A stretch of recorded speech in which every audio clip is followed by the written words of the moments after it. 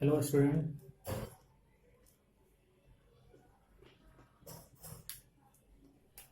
Solution chapter start कर रहे हैं। मेरे पास सिलेबस है solution.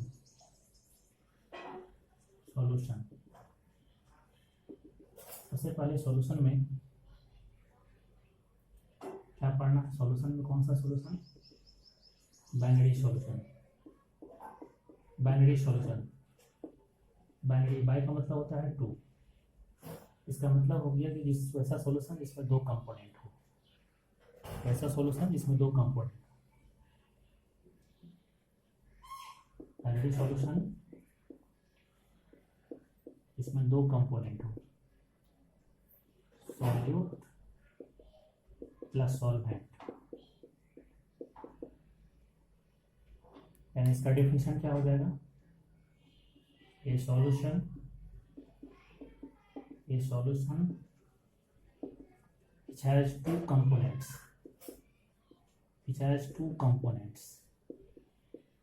has two components,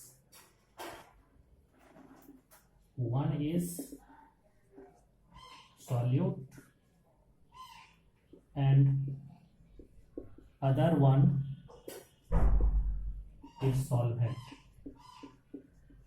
okay. Binary solution में सबसे पहले ये सॉल्यूशन किस टाइप का मिक्सर है। अगर हम लोग मिक्सर का बात करते हैं तो मिक्सर देखिए, एक मिक्सर होमोजेनियस हो सकता है, होमोजेनियस, दूसरा हेट्रोजेनियस।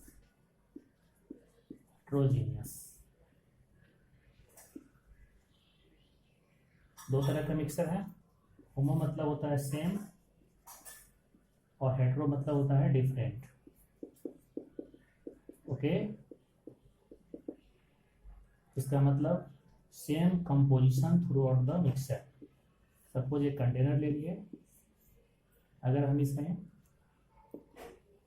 वाटर प्लस शुगर को मिक्स कर दिए तो कंपोजिशन हर जगह क्या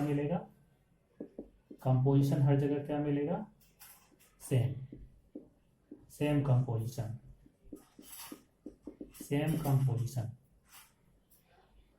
ये मिक्सर में अगर हम सैंड प्लस वाटर ले लिए तो सैंड कहाँ चला जाएगा? बॉटम पे, जनरली बॉटम पे जाएगा।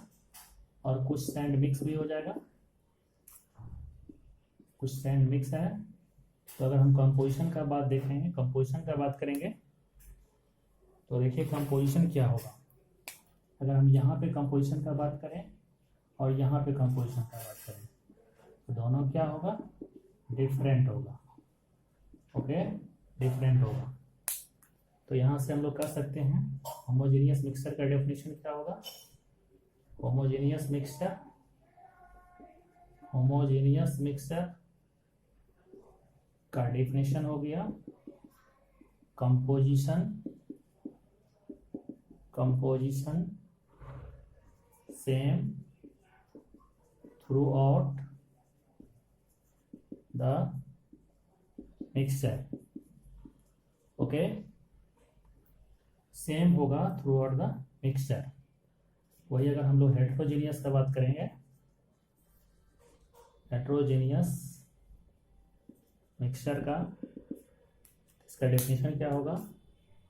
कंपोजिशन डिफरेंट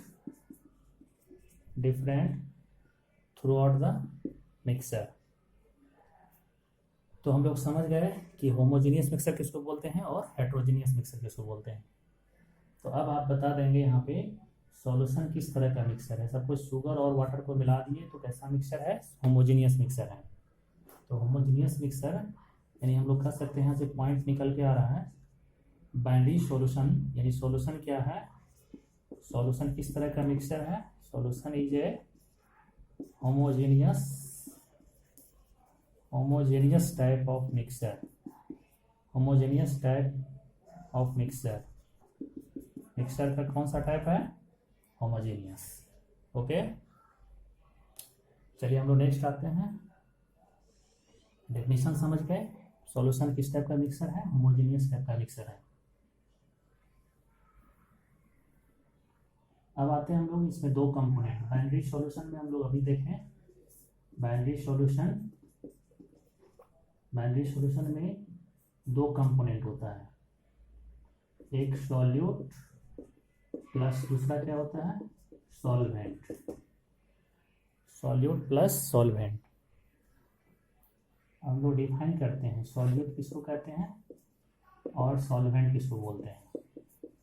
ओके, सॉल्यूट और सॉल्वेंट को डिफाइन करते हैं। सॉल्यूट किसको बोलेंगे, तो इसको समझने के लिए एग्जांपल देते हैं। सपोज ए प्लस बी मिल करके एक सॉल्यूशन बना। ए अगर लिक्विड स्टेट में है, बी अगर सॉलिड स्टेट में है, सॉलिड फेज में है, और सॉल्यूशन जो बना वो लिक्विड फेज में है। तो आप देखेंगे यहाँ पे दो कंपोनेंट है ए और बी, दोनों को मिक्स करने के बाद एक सॉल्यूशन तैयार हुआ। ए का फेज लिक्विड है, बी का फेज सॉलिड और सॉल्यूशन का फेज लिक्विड। तो इस दो कंपोनेंट में से हम लोग को पता करना है कि कौन सा सॉल्वेंट है कौन सा सॉल्यूट है। तो देखेंगे जिसका दोनों कंपोनेंट में जिसका फेज सॉल्यूशन के फेज से मैच कर जाए वो कहलाएगा सॉल्वेंट, यानी यहाँ पे ये क्या है सॉल्वेंट है। अगर फेज में डिफरेंट आ जाए सॉल्यूशन के फेज से तो वो क्या कहलाएगा सॉल्यूट कहलाएगा। ओके, तो यहाँ से हम लोग डेफिनेशन लिख सकते हैं। क्या होगा सॉल्यूट और सॉल्वेंट का definition, A component which is similar in phase with the phase of solution, एक component which is dissimilar in phase with the phase of solution। ठीक है, उसको जब डिफरेंट होगा तो सॉल्यूट करेंगे और सेम होगा तो सॉल्वेंट करेंगे। डिफिनेशन अगर लिखते हैं तो क्या लिखेंगे, एक कंपोनेंट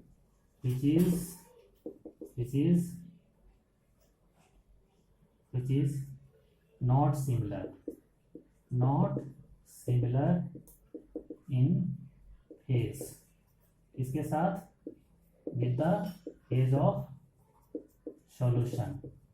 ओके, यहाँ क्या बोलना है नॉट सिमिलर।